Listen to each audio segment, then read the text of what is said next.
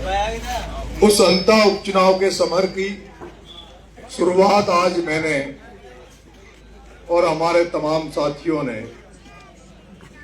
सुबह सोरसन मां के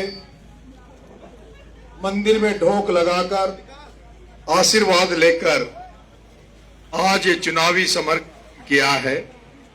आज पहला दिन है और पहले दिन ही बिना किसी तैयारी के, बिना किसी विशेष सूचना के आपके गांव पलाइता में भी आने का मौका मिला और जिस तरह से युवा साथियों और बुजुर्गों का आशीर्वाद मुझे कम समय की सूचना के बावजूद भी आप पलाइता वालों ने दिया, उसके लिए मैं आपका धन्यवाद ज्ञापित करता हूं, आभार व्यक्त करता हूं।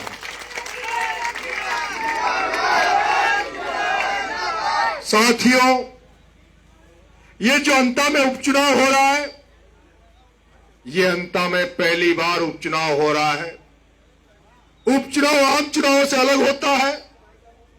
जहां आम चुनाव में सभी विधानसभाओं पर नजर रहती है, वहीं उपचुनाव में पूरे हिंदुस्तान की नजर इस अंता की तरफ है। हिंदुस्तान की नजर, हिंदुस्तान की जनता की नजर इस अंता की जनता के ऊपर है। ये अंता की जनता 11 तारीख को किसको मतदान करेगी, किसको वोट देगी और किसको 14 नवंबर को विजय श्री दिलाएगी। ये तय जनता को करना है। लोग देख रहे हैं कि एक तरफ भरत सिंह जी कुंदरपुर जो इसी हालात की धरती पर ईमानदारी की राजनीति करते हुए आज हमारे बीच में नहीं रहे, लेकिन आज वो जहां कहीं भी होंगे, भरत सिंह जी कुंदरपुर इस विधानसभा चुनाव को जरूर देख रहे होंगे कि मैंने जिस भ्रष्ट व्यक्ति के खिलाफ बोलते बोलते मैं थक गया था, लेकिन ना तो कांग्रेस सरकार में कार्रवाई हुई, ना उस पर भारतीय जनता पार्टी की सरकार में कार्रवाई हुई। वो भरत सिंह जी कुंदरपुर साहब देख रहे होंगे कि अब जब यह उपचुनाव हुआ है, विधानसभा चुनाव में 5,500 से उस भ्रष्ट व्यक्ति जो मंत्री था उस समय झटका अंता की जनता ने दिया और उसके बाद 11,000 वोटों से लोकसभा चुनाव में उस भ्रष्ट व्यक्ति को तमाम इस अंता की जनता ने दिया। भरत सिंह की आत्मा कह रही होगी, भरत सिंह जी कह रहे होंगे, भरत सिंह जी जानना चाह रहे होंगे कि जिस बच्चे को आशीर्वाद मैंने दिया है,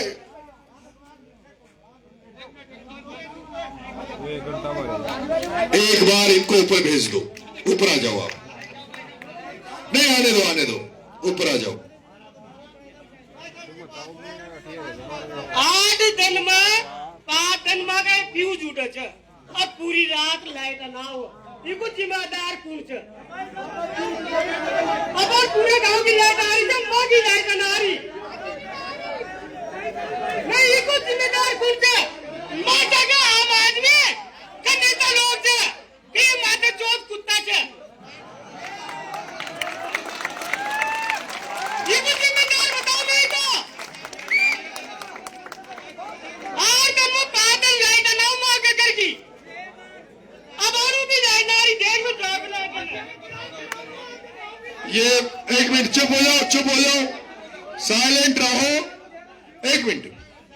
ये क्या नाम है? परमानंद कोहली की आत्मा बोल रही है, परमानंद कोहली का दुख बोल रहा है। परमानंद कोहली वही बात बोल रहा है जो नरेश मीणा सड़कों पे चिल्ला के बोल रहा है। लेकिन प्रमोद कोहली, अब सुन ले मेरी बात, अब सुन ले, तेरी सुन ली, अब सुन मेरी बात। प्रमोद कोहली, और सुन ले, मैं तो पहली बार आया हूं तुम्हारे गांव में तुमसे वोट मांगने, मैं तो पहली बार आया हूं तुमसे वोट मांगने, पहली बार तुमसे समर्थन मांगने आया हूं। ये वही नरेश मीणा तुमसे वोट मांगने आया है जब छिपा विरोध में एक आईएन लाइट नहीं देता था, उस आईएन को यो पकड़ लिया था और उसको कहा था आईएन चाहिए या तो लाइट दे देना। नरेश मीणा जिंदाबाद, नरेश मीणा जिंदाबाद।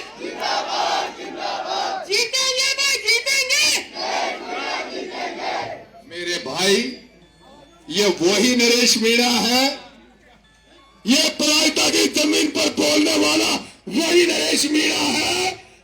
जब एक छोटा कलेक्टर गांव की जनता की बात नहीं मान रहा था, गांव की जनता की बात का अवहेलना कर रहा था, तब ये नरेश मीणा था जिसने छोटे कलेक्टर के भी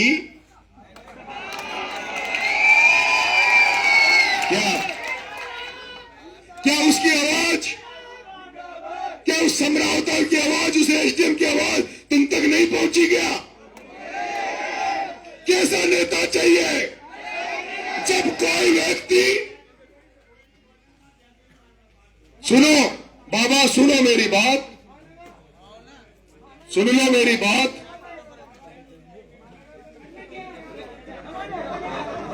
बाबा को बुला लो भाई, बाबा थारा भी जवाब दूंगा, बुलाओ ऊपर। जनता के बीच में बात सुननी चाहिए, जनता की बात सुननी चाहिए, और जनता के सामने जनता की बात का जवाब देने वाला नेता अंता की धरती में चाहिए। अगर प्रमोद जैन भाया, उस प्रमोद जैन भाया को जिसको तुम 25 साल से वोट दे रहे हो, उसको भी इसी तरह मंच में खड़े कर देना, उससे सवाल पूछना, अगर वो जवाब दे दे तो मुझे वोट मत देना, वो सारे वोट उसको देना।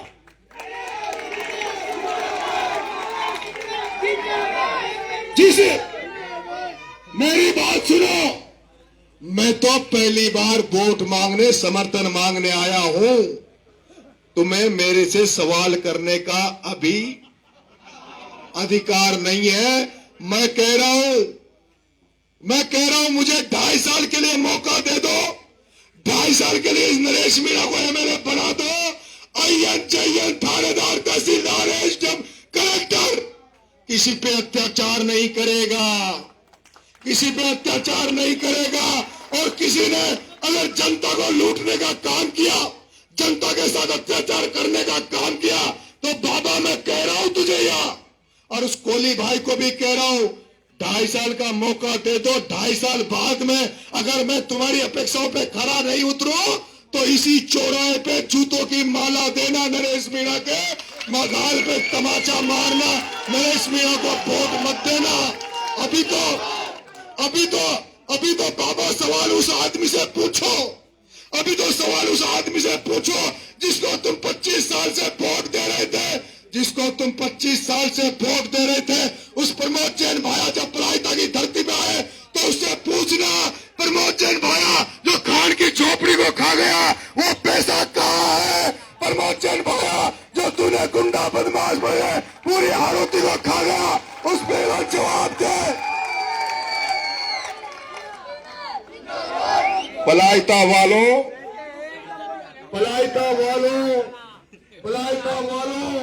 तुम्हारे सामने कह रहा हूं, एक तरफ प्रमोद जैन भाया को खड़ा कर देना और दूसरी तरफ नरेश मीणा को खड़ा कर देना और तीसरी तरफ मोहरपाल सुमन को खड़ा कर देना। मैं कह रहा हूं, मोहरपाल सुमन के लिए तो मैं इसलिए नहीं बोलता, वो भी पहला चुनाव लड़ रहा है, वो तो गाय है गाय, पर मोहरपाल सुमन तो गाय है, बेचारा है, टिकट दे दिया, किसान का बेटा है। लेकिन इस आरोती में जिस दबंगता की जरूरत है, जिस लड़ाके की जरूरत है, जो भ्रष्टाचार के खिलाफ लड़ सके, जो थानेदारी का इलाज करे, तहसीलदार का इलाज करे, तो नरेश मीणा को वोट देना। मोहरपाल सुमन उन अतीताइयों का, उन राक्षसों का मुकाबला नहीं कर सकता। मैं आपसे कह रहा हूं, एक मंच प्रमोद जैन भाया का लगा लेना और दूसरा मंच नरेश मीणा खड़ा हो जाएगा। उस दिन पता लग जाएगा कि प्रमोद जैन भाया कौन है, नरेश मीणा कौन है। प्रमोद जैन भाया, तूने 25 साल तक इस अंता की जनता से वोट लेकर इस अंता की जनता का खून चूसने का काम किया है, और नरेश मीणा की भी 25 साल की राजनीति है। 25 साल तक नरेश मीणा ने ऐसी राजनीति की जो जनता की राजनीति की, जनता के खातिर 14 बार नरेश मीणा जेल गया, जनता के खातिर जब 32 मुकदमे नरेश मीणा ने झेले, कई बार पुलिस की लाठियां इस पीठ पे टूट गई, कई बार शरीर को काला कर दिया, लेकिन मैंने तो जनता के लिए जेल जाने से नहीं डरा, जनता के लिए मुकदमे खाने से नहीं लड़ा। ये वो नरेश मीणा है जिसने पिपलोदी में बच्चे मर गए थे, उन बच्चों को न्याय दिलाने के लिए उन गरीब बच्चों के माँ बाप को न्याय दिलाने के लिए। ये वही नरेश मीणा था जो 40 दिन जेल में रहने के बाद भी वसुंधरा से नहीं डरा। ये वही नरेश मीणा है जो उन बच्चों को न्याय दिलाने के लिए 40 दिन जेल में रहने के बाद भी 15 दिन तक अन्न को त्याग कर भूख हड़ताल कर कर उन बच्चों के परिजनों को 1 करोड़ रुपए दे के आया। ये वो नरेश मीणा है।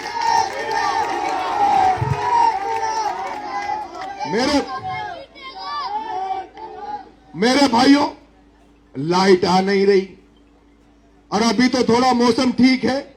बरसात में जो उमस पड़े छे, धमको पड़े छे, कट जाओ छे और कोई बहन बेटी का डिलीवरी हो छे उसको कशी गुजरे छे। लाइट आती नहीं है। अय्यन जयन बिल लेवा तो आ जाओ छे पर तार ठीक करवा ना हुए। अय्यन जयन बिल लेवा तो आ जाओ छे, मीटर की रीडिंग लेवा तो आ जाओ छे पर तार ठीक करवा ना आवे। कोई खंभो टेढ़ो हो रहा है तो टेढ़ा खंभा को सीधो करवा ना आवे।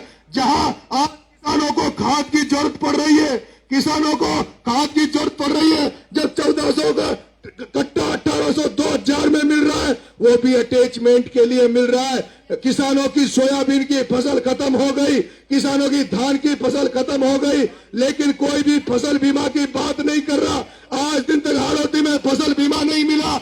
एक बार फसल बीमा मिला तब मिला जब नरेश मीणा ने कलेक्टर को घेर के एसपी को ट्रैक्टर में खड़ा कर दिया था और कह दिया था कि नरेश मीणा तभी कलेक्टर से जाएगा जब किसानों को फसल बीमा मिल जाएगा। ये वही नरेश मीणा है, ये वही नरेश मीणा है।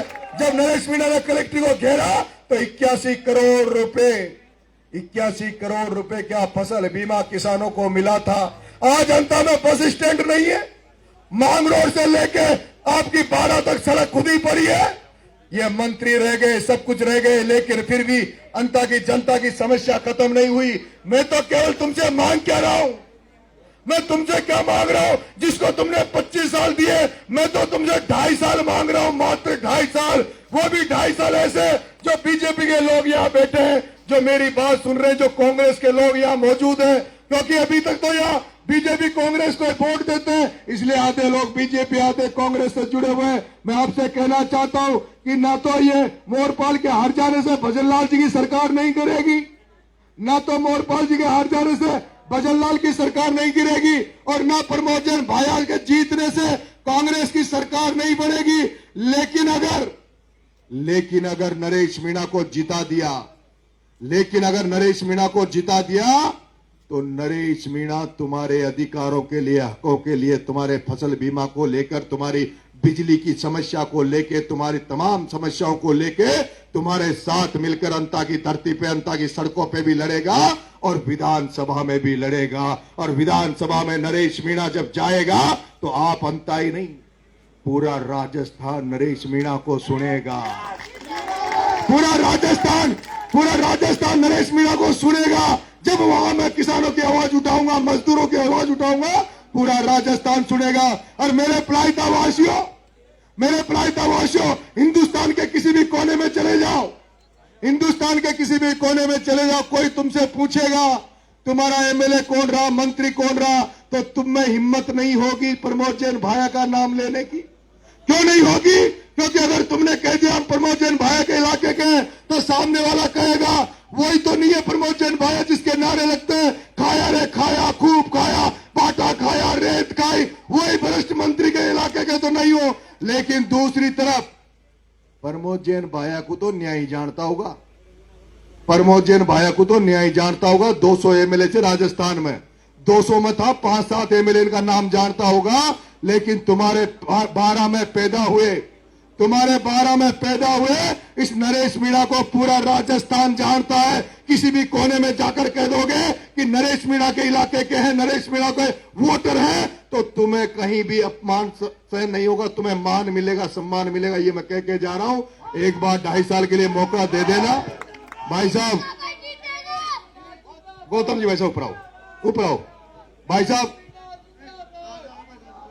साहब गौतम जी हैं, और भाई साहब ने मुझे 2 दिन पहले आशीर्वाद दे दिया था कि चिंता करने की जरूरत नहीं है, पलायता को हम लोग संभालेंगे। मारा गोड़ा तो देखो नेता बेता तो छे न कोई, मारा गोड़ा तो जनता ही छे। गौतम साहब छे, आप लोग छे, एक मुख्तार साहब छे, कटी छे मुख्तार साहब, मुख्तार साहब ये एरिया और मारा ये युवा मारा युवा साथी छे मारा पास तो कोई कोई ना, मु तो जनता के ढोक दे रही छू, जनता का पेरन में पड़ रही छू और मैं लाग रही छू कि जनता ही बार इस चुनाव में मैं कामयाबी देगी। देगा, मदद करेगा, हाथ खड़े करके बताओ मेरी मदद करोगे। अगर आप सब लोगों ने चा लिया तो कोई हराने वाला नहीं है। बहुत बहुत धन्यवाद। अब मेरा ये निवेदन है, आज हम अचानक आए थे, गौतम साहब ने पूछ रहा गुड्डा साहब कब आऊंगा।